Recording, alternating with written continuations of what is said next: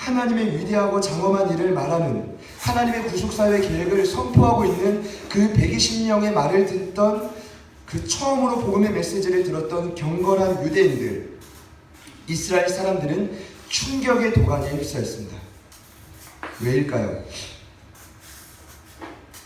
저는 오늘 이 말씀을 먼저 좀 드리고 싶습니다. 성경을 보니까 그들이 소동하며 다 놀라고 신기하게 여겼다. 여기서 소동했다라는 말은 뭐냐면 혼란을 겪기 시작했다는 거예요. 정체성의 혼란뿐만 아니라 그들이 굉장한 충격을 받는 겁니다. 언제요? 성령이 그 예배 가운데, 그 모임 가운데 충만하게 임재하자 그것을 보던 자들, 그 영향력을 받는 자들은 충격을 받았어요. 저는 이렇게 말씀드리고 싶습니다. 정말 성령이 역사하면 그 모인 그룹 안에 굉장한 충격이 있습니다. 혼란이 있습니다. 신기합니다. 왜냐? 그 모임의 중심부에 있는 사람들이 변화될 뿐만 아니라 그걸 보는 사람들도 충격을 받습니다. 이 사람들이 왜 그러지? 뭡니까? 그 성령의 충만함 때문에 변화가 일어나기 시작한 거죠. 제가 여러분과 저에게 질문을 던집니다. 우리 예배 가운데, 저희 제자들교 예배 가운데 이와 같은 충격적인 역사가 있습니까? 여러분의 말씀을 듣고 묵상하고 기도할 때 이와 같은 변화의 기미가 보이십니까? 그 변화의 기미는 아 좋다, 변화된다, 이게 아니라 이 땅에서 죄인으로 살아가던 저희들의 삶에 충격으로 다가온다는 거예요. 여러분 그런 충격을 경험한 지가 언제입니까? 만약에 저희 예배 가운데 그와 같은 놀라운 변화와 신기하게 여기는 역사들이 사라지고 있다면 저희들의 예배는 성령이 임하는 예배가 아닙니다. 다시금 그 예배로, 그 중심으로 회복되기를 소망합니다. 아멘. 그들의 두 번째 반응은 보니까 이렇게 나오죠. 뭐라고 합니까? 다 놀라며 다 당황하여 서로 이르되 그들을 비웃기 시작했어요. 두 번째 그들이 했던 반응입니다. 이 말하는 사람들이 다 갈릴리 사람이 아니냐? 또 어떤 이들은 그들을 심지어 조롱하는데 술 취해서 그런 거 아니냐? 갈릴리 사람 어디입니까? 이스라엘에서도 변두리 지역입니다. 자료를 찾아본 바에 의하면 갈릴리 사람들은 굉장히 용감하고 근면했다고 합니다. 그러나 반대로 수많은 중심부의 유대인들은 그들을 오둔한 자들, 예의가 없는 자들, 반역을 언제든지 일으킬 수 있는, 중심부에 없다 보니까 반역성을 가진 위험천만한 자들로 그들을 아주 비웃고 조롱하였습니다. 아니 120명이 갈릴리 출신 아니냐? 그런데 어떻게 각 나라 모국어로 하나님의 위대한 일을 말하냐? 이건 그들을 향한 조롱이었지만 다른 말로 본다면 이런 말입니다. 오늘날에도 동일합니다. 주의 사역은 저와 여러분의 삶의 출신과 학력과 배경과 상관이 없다는 말입니다. 우리가 심지어 갈릴리 출신, 변두리 시골 출신일지라도 배우지 못했을지라도 성령이 충만할 때 우리는 얼마든지 각 나라 방언과 하나님의 위대한 복음을 전할 수 있는 용사가 될 수 있다는 말입니다. 아멘. 여러분 지금 이들이 그것을 대변하고 있는 거 아닙니까? 조롱하는 거 아닙니까? 야 너희들은 우리와 다른 출신인데 어찌 하나님의 큰 일을 담대히 말할 수 있냐라는 거예요. 인간의 힘으로 하는 겁니까? 아니요. 성령이 충만할 때 복음을 전할 수 있는 것입니다. 이와 같은 그들의 반응을 보면서 오늘 본문은 뭐냐 하면 이 반응에 대한 또 다른 반응으로 베드로 사도가 11사도와 함께 일어나서 유대인들 뿐만 아니라 이스라엘 모든 사람들에게, 그 말씀을 듣는 대상이 정확히 몇 명인지 모르겠지만 모든 사람들에게 설교를 하는 장면. 오늘 말씀의 제목은 베드로의 오순절 설교입니다. 저뿐만 아니라 수많은 성경의 전문가와 주의가들이 이 본문을 2장 14절부터 36절의 본문을 베드로의 오순절 설교라고 하는데 그 코테이션으로 다는 내용이 있어요. 그가 뭐냐 하면 성경에 나와 있는 최고의 명설교다. 제가 그 이유를 말씀드릴 겁니다. 성경에 나와 있는 가장 복음적인 메시지다. 그 중 하나다. 그럼 설교는 무엇입니까? 설교가 무엇입니까? 손병국 일병. 네. 어려운 질문이죠. 베드로 사역을 근거로 제가 미리 말씀드리죠. 설교는 성령의 충만함으로 힘을 받아 선포하는 것이 설교입니다. 오늘 베드로를 보니까 제가 미리 서론격으로 말씀드리죠. 그가 달라졌어요. 그가 성령의 충만함을 경험하고 바뀌었어요. 원래 숨어서 위축되어 있던 그였는데 14절 말씀을 보니까 내 말에 귀를 기울여라. 사람들을 향해. 19절을 보니까 22절을 보니까 이스라엘 사람들아 이 말을 들으라. 29절을 보니까 형제들아 내가 조상 다윗에 대하여 담대히 말할 수 있느니. 소극적이었던 그가 담대하게 바뀌었어요. 그리고 그는 배우지 못했던 자였지만 그가 하는 말에 엄청난 체계와 논리가 이 본문에 담겨져 있어요. 뭡니까? 구약의 근거로 통달하여 말씀을 전해요. 신약시대를 살아갔던 그였지만 구약의 핵심을 근거로 복음을 전해요. 그리고 예수님을 어떻게 소개하냐면 그의 생애와 죽음과 부활과 그의 승천까지 완벽한 복음의 스토리를 여기만큼 정확하게 복음적으로 전했던 메시지가 없어요. 그가 준비한 겁니까? 아니요. 지혜의 성령이 오셔서 그에게 깨닫게 한 겁니다. 아멘. 여러분 믿으십니까? 아멘. 그는 또한 아주 세밀합니다.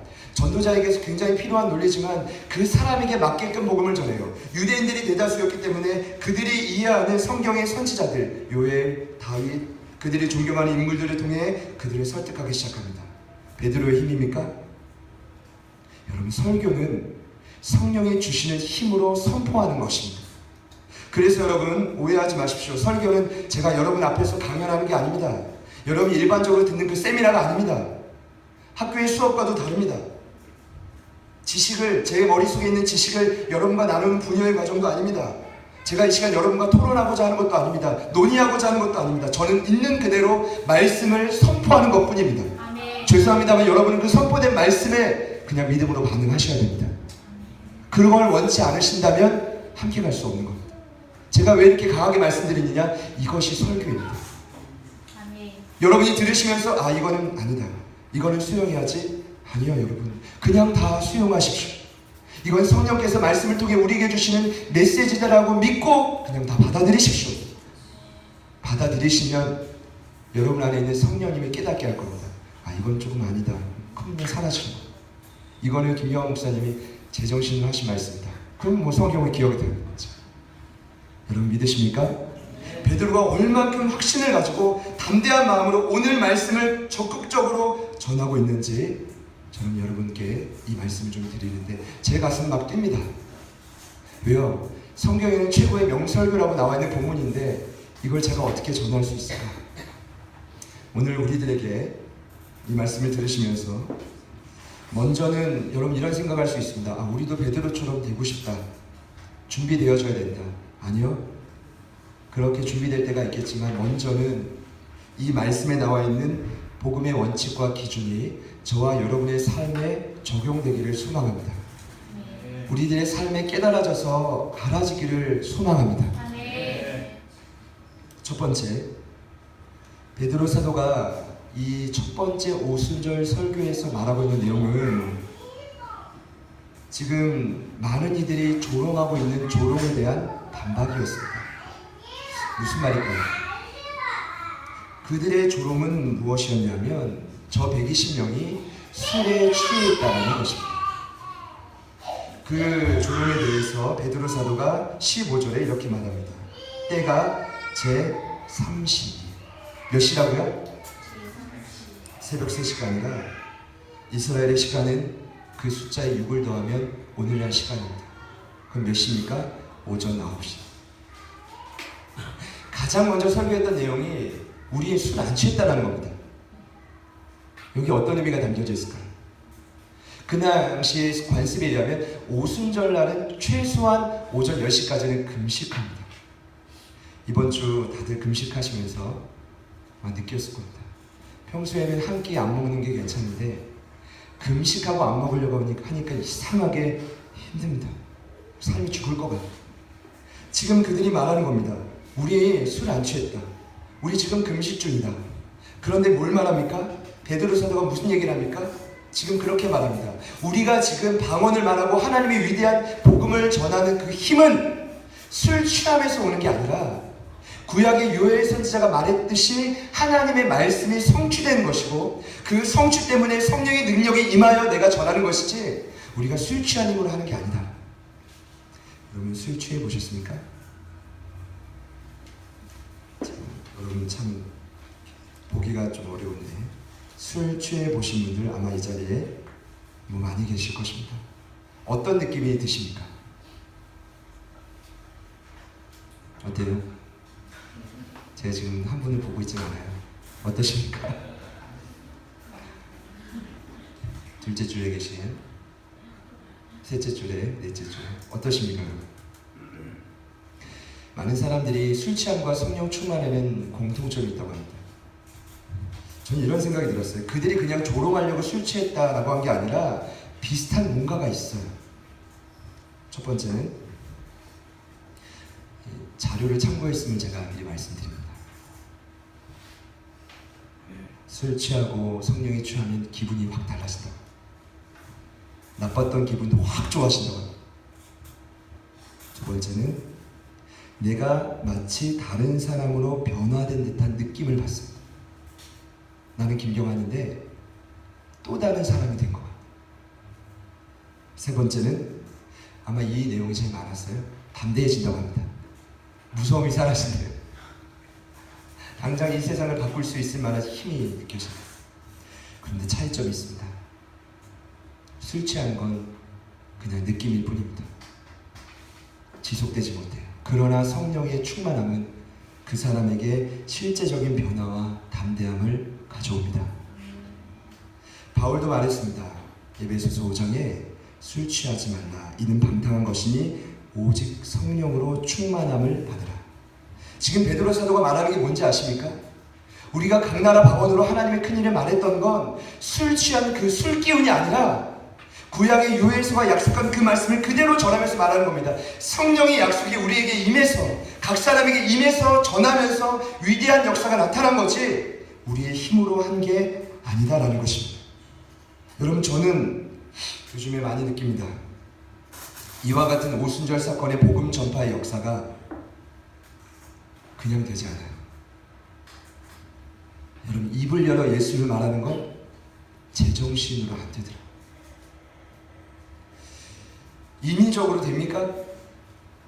이게 실수나 허위 그런 걸로 됩니까? 조작한다고 되던가요 여러분? 한 번은 할 수 있습니다. 그러나 지속적일 수 없습니다. 오늘 베드로 사도가 처음으로 말하는 게 그것입니다. 우리는 하나님의 분명한 계획 아래 있다.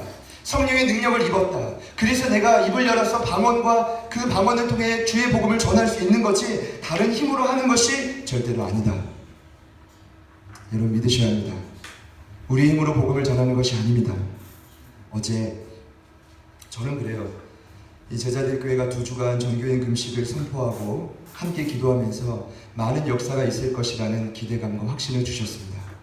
그러나 내심 제가 가장 크게 바랬던 것은 지난주에 그 말씀을 선포했기에 우리 공동체도 입을 열어서 복음을 전할 수 있는 공동체가 됐으면 좋겠다. 언제까지 해야지 마음만 품을 것인가. 그런데 참 이게 제가 계획한 건 아닌데 어제부터 청년들이 격주로 본격적으로 복음을 전하겠다고. 그러니까 제 마음에도 뭐 동력이 돼서 함께 나와서 기도하고 또 식사도 하고 나가서 접촉도 하고 영혼들도 만나고.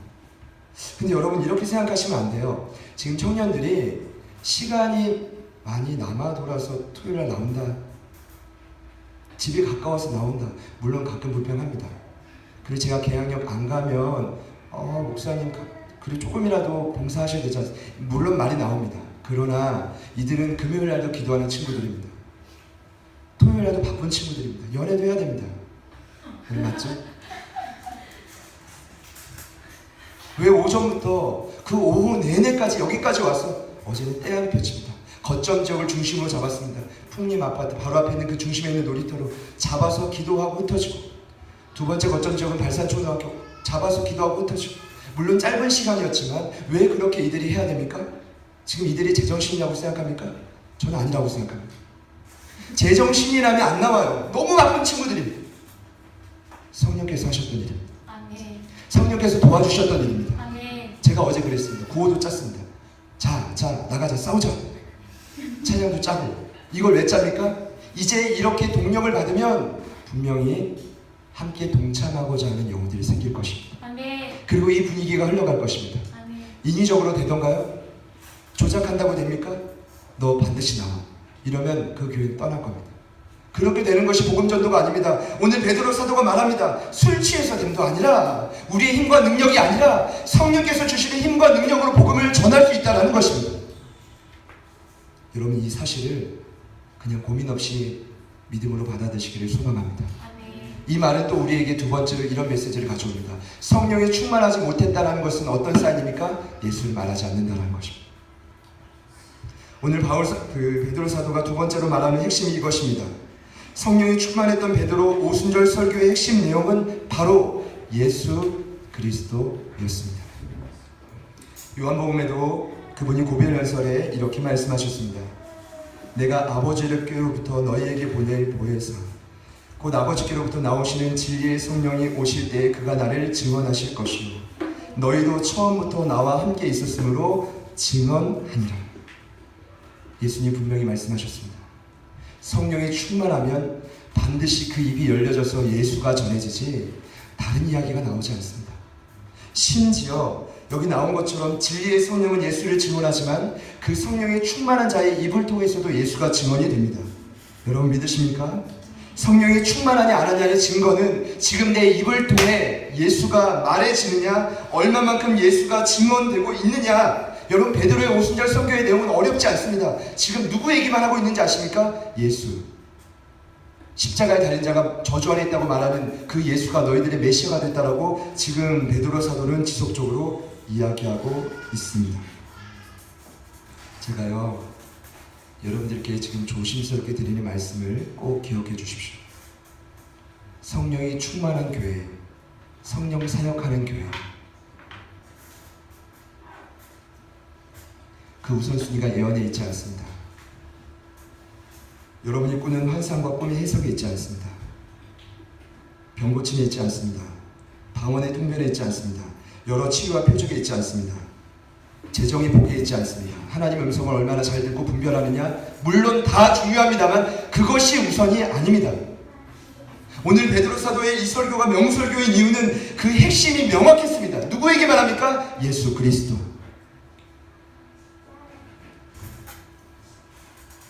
기독교 핵심인 복음을 전하고 있습니다.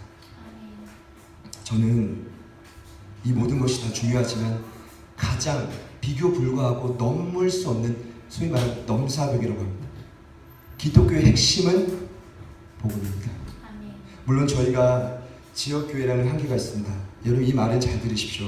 개척교회고 우리 안에 이 모든 자원을 통해서 다 여러분의 삶을 충족할 수 없습니다. 그렇기 때문에 때가 되면 신실한 외부 사역자의 도움도 받고 단체의 도움도 받고 저는 그것을 인정하고 거기에 물질도 투자하고 시간도 투자하고 개방적으로 받아들일 것을 원하지만 그것을 나중에 한다 할지라도 반드시 우리 안에 해야 될 일이 있다면 복음에 깊이 빠져드는 것입니다.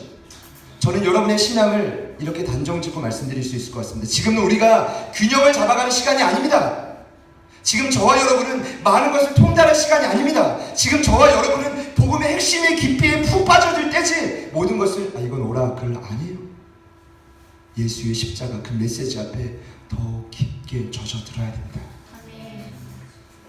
제자화 시스템의 훈련반에 왜 십자가만 12주, 왜 영적 전투만 12주, 왜 하나님 나라만 12주, 왜 36주만 이것만 배웁니까?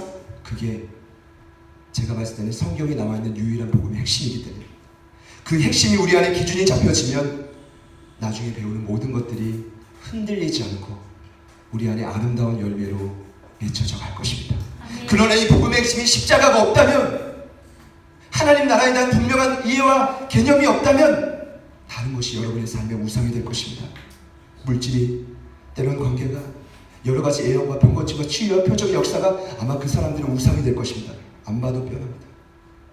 저는 우리가 그렇게 되지 않기를 소망합니다. 아멘. 여러분과 저의 신앙의 핵심은 오늘 베드로 사도가 그렇게 말하는 것처럼 예수 그리스도 한 분뿐입니다. 아멘. 오늘 그 예수 그리스도 한 분뿐이라고 지금 베드로 사도가 이야기하고 있는 겁니까? 이야기하고 있는 겁니다. 어떻게 말하고 있냐 하면 이렇게 말합니다. 첫 번째는 예수 그리스도의 생애, 그리고 그분의 죽음, 그분의 그리고 부활, 그분의 승천까지. 여러분 2장 22절을 한 번 더 찾아보겠습니다. 우리 22절 말씀을 다 같이 한번 읽겠습니다. 시작. 이스라엘 사람들아 이 말을 들으라. 너희도 아는 바와 같이 하나님께서 나사렛 예수로 큰 권능과 기사와 표적을 너희 가운데서 베푸사 너희 앞에서 그를 증언하셨느니라. 여러분 잘 들으십시오. 오늘 제가 여러분께 소개할 이 예수님의 생애, 죽음, 부활 너무나 중요합니다. 이전까지 복음의 틀이 없고 스토리를 몰랐던 분들도 오늘 이 말씀을 들으면서 아, 이게 예수님의 복음의 핵심이구나. 베드로 사도는 먼저 그 예수님의 생애를 말하고 있습니다. 도대체 그분이 누구냐? 두 가지로 말하죠. 첫 번째, 그분은 나사렛 예수다. 두 번째, 그분은 큰 권능과 기사와 표적을 일으켰던 분이다. 참 재미나요. 이 두 가지가 서로 상반되어 있습니다. 여러분, 나사렛 예수란 말이 무엇입니까? 그분은 호적 때문에 여러 가지 이유로 베들레헴에서 출생했지만 대부분 자라는 곳이 어디입니까? 나사렛 시골입니다. 그 나사렛에 가면 지금도 그분에 관한 수많은 인생의 흔적들이 남겨져 있습니다. 왜 베드로 사도가 그분이 나사렛 예수라고 소개할까요? 왜라고 생각하십니까? 전 이렇게 생각합니다. 그분은 저와 여러분처럼 이 땅에서 인간의 동일한 성정을 갖고 살았던 완벽한 인간이셨습니다. 여러분, 이 말은 무엇입니까? 그분은 완전한 하나님이시기 전에 저와 여러분과 동일한 인간이셨다는 겁니다. 아멘. 이 말은 지금 저와 여러분이 처해 있는 모든 환난과 역경과 어려움들을 충분히 이해할 수 있는 분입니까? 아닙니까? 분입니다. 그는 우리와 동일한 인간이셨지만 동일하게 그분은 동시에 큰 권능과 기사와 표적을 일으켰던 분입니다. 여기서 권능은 본질적으로 하나님의 능력을 의미합니다. 파워. 기사는 그 능력을 통해 나오는 효력을 의미합니다. 표적은 무엇입니까? 제가 금요일날 지속적으로 말씀드리지만 하나님의 기적인데 그 안에 분명한 하나님의 뜻이 담겨져 있다는 겁니다.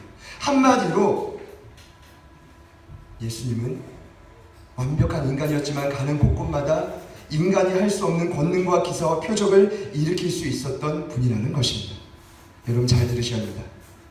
그분은 우리의 삶을 모두 다 이해하시면서 동시에 우리와 똑같은 인간이 아니라 저와 여러분이 처해 있는 모든 공경으로부터 우리를 자유케 해줄 수 있는 힘과 기사와 표적과 그 힘의 근원을 가지신 분이 누굽니까? 예수 그리스도이십니다. 아멘. 그것이 그분의 생애를 통해 증명하는 것입니다. 유대인의 지도자였던 니고데모가 그 밤에 예수님을 찾아갔던 이유가 무엇입니까? 구약의 말라기 선지자부터 세례 요한이 오기까지 400년의 영적인 암흑기 동안 전혀 어떠한 표적도 없었습니다. 어떠한 기적도 없었습니다. 그러나 저 나사렛 예수가 자세히 보니까 니고데모인 지도자인 내가 보더라도 표적이 막 나타나요. 이상한 겁니다. 그래서 찾아갔던 겁니다. 그리고 그를 통해 중생의 비밀을 깨닫는 은혜를 경험했던 것입니다. 여러분, 이것이 예수님의 생애입니다. 그분은 완벽한 인간이셨지만, 우리와 동일한 연약함을 가졌던 인간이셨지만, 그는 우리와 다른 이 땅의 모든 인간의 문제를 해결할 수 있는 힘을 가졌던 분이 누구였습니까? 예수 그리스도였습니다. 아멘. 그분은 23절을 보니까 십자가에 달려 죽으셨습니다. 23절 말씀 같이 한 번 더 읽겠습니다. 시작. 그가 하나님께서 정하신 뜻과 미리하신 대로 대중과 되었거늘 너희가 보험의 자들의 손을 빌려 못 박아 죽였으나. 분명히 이야기하고 있습니다. 이 십자가 사건은 이렇게 말하죠. 그가 십자가에 죽은 이유는 실수로 죽은 게 아니다. 제자들이 배반해서 죽은 것도 아니고 유대인의 종교 지도자들이 그를 모함해서 죽인 것도 아니라 하나님의 뜻에 의해서 내가 순종한 거다. 믿으십니까? 아멘. 그런데 그때 그 십자가에 못 박은 장본인들이 누구냐 하면 법 없는 자들, 소위 말하면 무법자들. 1차적으로 로마의 군인들을 의미하지만 사실 2차적으로는 이곳에 있는 저와 여러분들입니다. 법이 없이 하나님의 돌보심과 지켜보심 없이 그대로 내버려두면 얼마든지 죄짓고 마음껏 살아갈 수 있는 우리들. 여러분, 지금 저와 여러분의 신앙이 그냥 자유롭게 두면 성장한다고 믿으십니까? 저는 압니다. 저부터도 믿습니다. 누군가 우리를 지켜볼 법조인이 필요합니다. 그가 누굽니까? 하나님이시고 이 땅에 보내신 성령님이십니다. 아멘.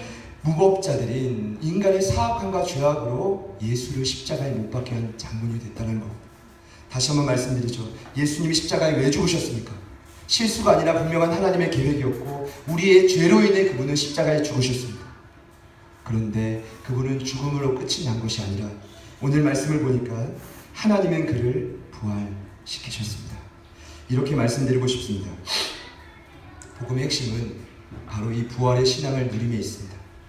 따라해 볼까요? 부활의 신앙. 부활의 신앙. 여러분, 신앙이라는 것은 우리가 예수 믿고 바로 하늘나라로 가지 않으니까 이 땅에서 어떻게 하면 우리가 예수님을 잘 따라갈 수 있느냐, 그런 모습 아니겠습니까? 그런데 그 신앙의 핵심이 바로 부활에 있다는 것입니다. 하나님은 우선적으로 죽은 예수를 그대로 그 죽음의 권세에 두지 않고 부활하셨습니다. 그런데 이 이야기를 오늘 베드로 사도는 다윗의 신앙의 고백을 통해 이야기하고 있습니다. 요에서의 말씀을 그대로 가져왔듯이 다윗의 시편에 기록했던 그 말씀을 그대로 옮겨와서 고백하고 있는데, 그 다윗의 부활의 신앙의 고백이 핵심이 어디에 담겨져 있냐 하면 25절과 6절에 담겨져 있습니다. 우리 25절과 6절 말씀 우리 마지막으로 같이 한 번 더 읽겠습니다. 시작.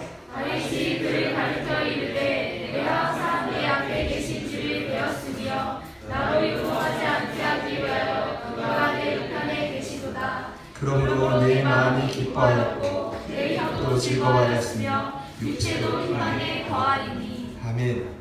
여러분, 이 말이 무슨 말입니까? 지금 베드로 사도가 성령의 충만해서 복음을 전할 때 딱 정확히 1000년 전에 존재했던 그 다윗 왕의 고백을 끄집어 왔습니다. 그리고 저희는 2000년이 지났지만 오늘 이 자리에서 이 설교를 다시금 듣고 있습니다. 도대체 다윗이 말한 이 부활의 신앙의 고백이 무엇이길래 예수 그리스도의 부활을 말하면서 베드로 사도가 그 명설교에서 다윗의 고백을 가져왔을까요? 핵심은 여기에 있습니다. 예수님이 죽음의 권세를, 사망의 권세를 이기시고 부활하신 그 모습은 어떻게 우리에게 증명이 되냐 하면 오늘 다윗의 고백처럼 증명이 됩니다. 다윗이 뭐라고 합니까? 내가 항상 내 앞에 계신 주를 배웠다. 나는 요동하지 않기 위하여, 나로 요동하지 않기 위하여 그가 내 우편에 계시다. 그러므로 내 마음이 기쁘다. 심지어 내 혀도 즐겁다. 무슨 말입니까? 그의 입술에는 언제나 찬양과 감사가 끊이지 않아요. 이게 어떻게 가능합니까? 심지어 우리의 죽을 육체도 희망이 있다. 왜입니까? 예수님이 재림주로 다시 오시면 우리의 썩을 육체도 다시금 온전한 모습으로 부활하기 때문입니다. 제가 여러분께 이렇게 말씀드리고 싶습니다. 여러분 안에 마음의 기쁘심이 있으십니까? 입술에는 찬양과 감사가 언제나 끊이지 않으십니까? 심지어 육체를 보며 희망이 있으십니까? 요즘 같을 때는 희망 갖기가 너무 어려운 것 같습니다.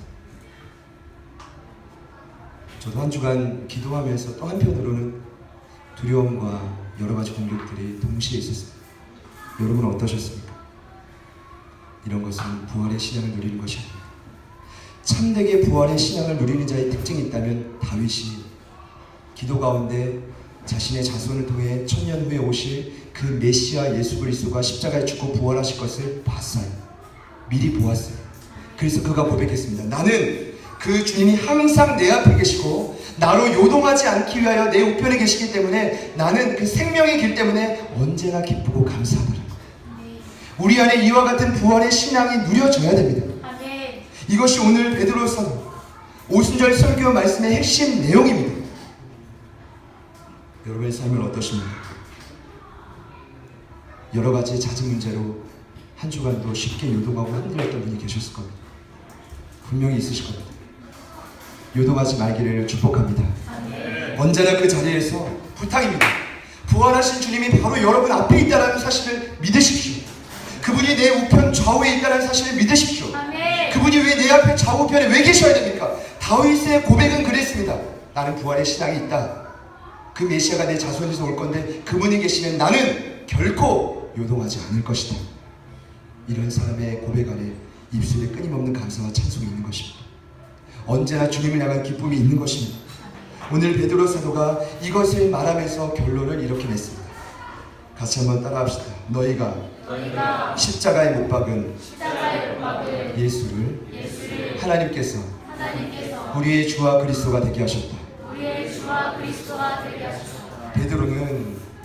수많은 대상자들을 향해 지금 설교를 하고 있습니다.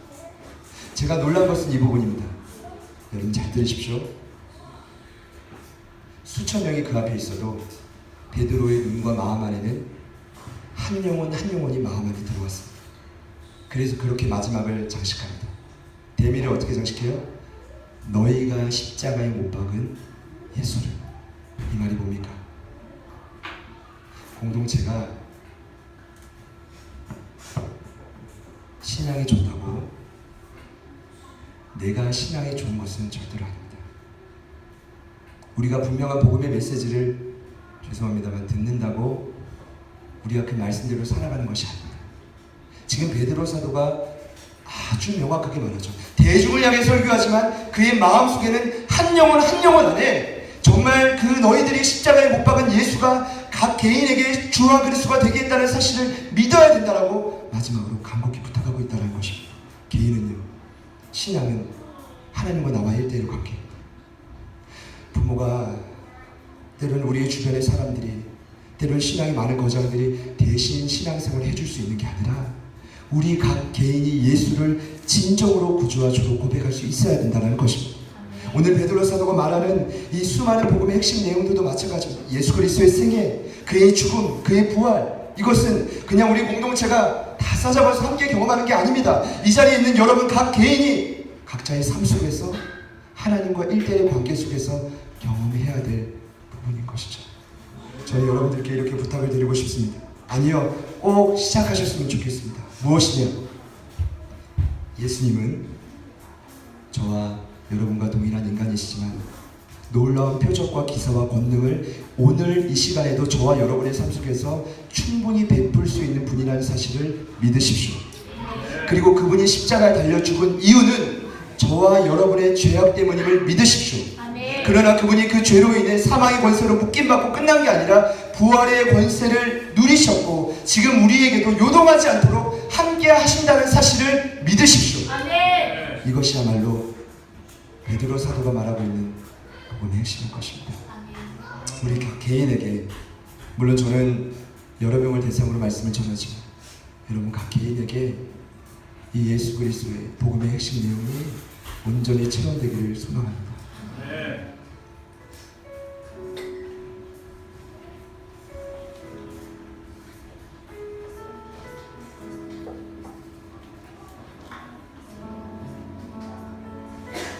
공동체를 향해 여러 가지 마음과 생각들이 느껴지면 좋겠지만 말씀을 준비하며 다시금 확신해져 갔습니다. 지금 저와 여러분이 가장 매진하고 집중해야 될 부분은 다른 데 있지 않습니다. 지금 베드로 사도가 말하는 이 복음을 우리의 삶 가운데 확실하게 누리는 것입니다. 정말 그분의 생애가, 그분의 죽음이, 그분의 부활이 우리의 삶에 정말 누려지느냐? 제가 묻고 싶은 거예요. 정말 이 사실이 체험되고 경험되지 않으면, 이 충격과 경험이 우리 삶에 다가오지 않으면, 이 변화가 없다면 어찌 이 삶이, 이 말씀이 우리의 삶에 누려진다라고 말할 수 있겠습니까? 오늘 이 찬양 함께 고백할 때 여러분 구하십시오. 주님, 내 삶에도 성령이 충만했을 때가 있었을 때, 내 삶에도 뭔가 하나님의 은혜가 충만했던 경험이 있었는데 다시금 그 사건이 우리 안에 동일하게 경험되기를 소망합니다. 여러분 함께 우리 마음으로 찬양하겠습니다.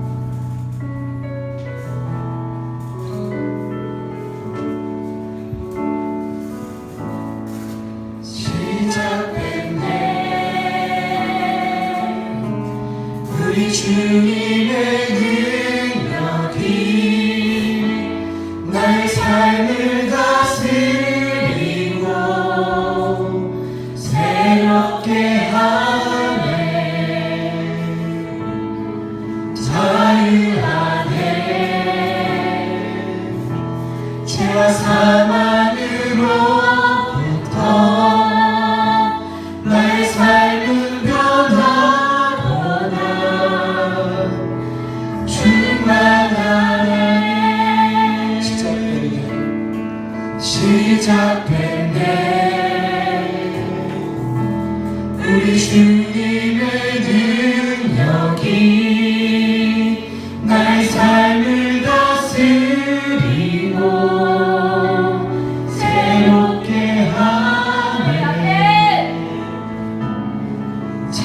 자유하게 죄와 사망으로부터 나의 삶은 변하구나. 주만하게 은혜로다. 주의 은혜 한량없는 주의 은혜 은혜로다. 주의 은혜 변함없는 신실하신 주의 주님의 은혜를 구합시다. 은혜로다. 은혜로다. 주의 은혜 한량없는 주의 은혜 은혜로다. 주의 은혜 변함없는 신실하신 주의 은혜. 말씀을 준비하며 간절한 바람이 있었습니다. 오순절 성령 강림의 사건이 우리 교회에도, 우리 제자들 교회 가족 모두에게도 동일하게 나타나는 기적이었습니다. 꿈을 꾸고 소망하였습니다. 2000년이 지났지만 지금 2016년 5월 2일 한중앙에도 우리가 경험되기를 간절히 소망하였습니다. 여러분, 성령의 은혜가 있을 때 그들이 들었던 복음의 첫 번째 핵심 내용이 무엇이었습니까? 예수 그리스도의 생이었습니다. 왜 십자가의 죽음과 부활을 먼저 말하지 않고 그의 삶을 말했습니까? 우리의 삶에 여러분 너무나 많이 그분을 잘 모르고 있다는 것입니다. 여러분 기억하십시오. 예수님은 나사렛 예수였습니다. 그리고 그분은 큰 권능과 기적과 표적을 보이셨던 분이셨습니다. 지금 우리가 어떻게 해야 합니까? 여러분 이렇게 기도하십시오. 주님, 나의 모든 염려와 걱정과 근심을 이 시간 주님, 모든 것을 이해하시는 주님 앞에 다 올려드립니다. 어느 누구도 아닙니다. 사람도 아니고 어떤 단체도 아니고 오직 주님께 올려드립니다. 주님께서 하시오니 나사렛 예수 그리스도가 이 시간 우리 각자의 삶에 찾아와 주셨습니다. 큰 권능과 표적과 기사와 이적을 드러내 주시옵소서. 그분이 2000년 전에 그렇게 활동하셨습니다. 그 활동됐던 놀라운 역사가 오늘 이 시간에도 우리의 삶에 동일하게 나타나게 하여 주옵소서. 우리의 삶에도 동일하게 드러나게 하여 주옵소서. 우리의 삶에도, 공동체의 삶에도 분명하게 드러나게 하여 주옵소서. 우리 이런 믿음으로 우리 간절히 한번 주님 이름 부르시고 기도합시다. 주여,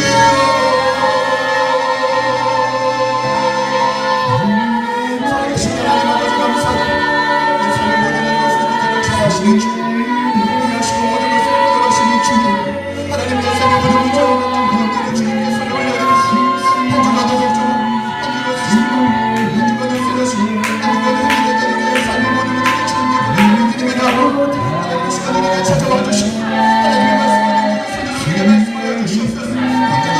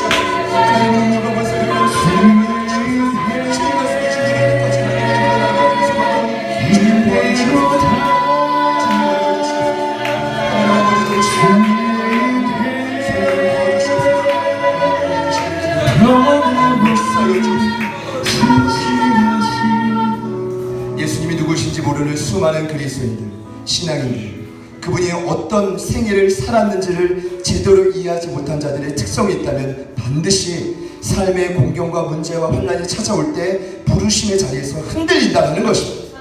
여러분이 부르신 직장, 사업, 그리고 가정, 그리고 교회 어떤 곳이든 반드시 요동하게 되어 있습니다. 왜 다윗 그 부활의 고백을 베드로 사도가 여기에 가져왔겠습니까? 정말로 예수를 믿고 진정으로 그분을 따르는, 그분이 누구신지를 아는 자들은 항상 주님이 그 앞에 있고 항상 주님이 내 주변에 있고 어느 곳이든지 함께하기 때문에 요동하지 않는다는 것입니다. 이 시간 여러분들을 초청합니다. 한 주간 여러 가지 문제로, 아픔으로, 고통으로, 고민으로 흔들렸고 요동했던 분들이 계십니까? 우리 두 손을 가슴에 잠시 모아보겠습니다. 다 하지 않으셔도 그와 같은 삶의 현장에 있었던 분들만 두 손을 진심으로 가슴에 모아봅시다. 그리고 주님을 더 간절히 부르십시오.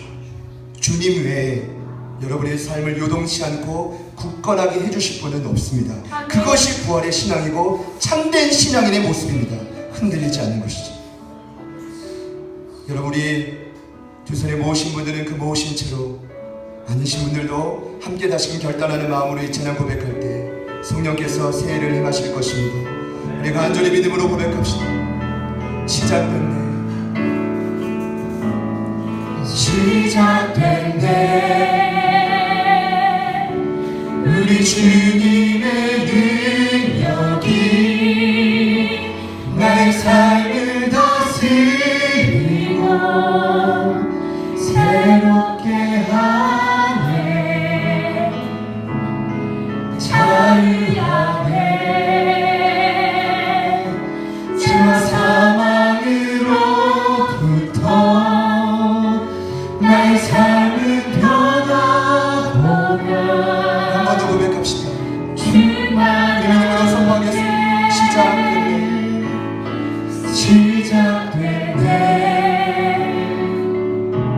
우리 주님의 능력이 나의 삶을 다스리고 새롭게 하네. 자유하네. 죄와 사망으로부터 나의 삶은 변화구나. 충만하네. 충만하네. 은혜로다. 주의 은혜 한량없는 주의 은혜로다. 주의 은혜 변함없는 신실하신 주의 한 가지만 은혜. 더 두고 기도합시다. 주님, 부르심의 자리에서 요동하지 않는 내가 되게 하여 주옵소서. 아멘. 가정과 어떠한 환경에서도 주님과 함께 동행하며 흔들리지 않고 생명의 길을 기쁨으로 걷게 하여 주옵소서. 우리 안에 잃어버린 기쁨과 소망과 희망을 우리의 마음과 입술과 모든 생각으로부터 자유케 찾아 주옵소서. 우리 다같이 마지막으로 합심하여 기도합니다. 기도합시다.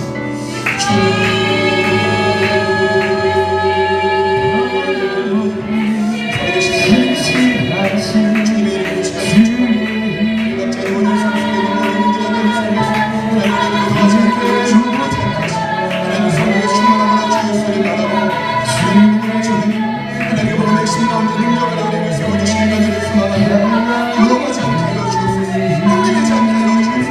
부활의 시간을 가서 예수님의 시간을 따라가게 하여 주옵소서.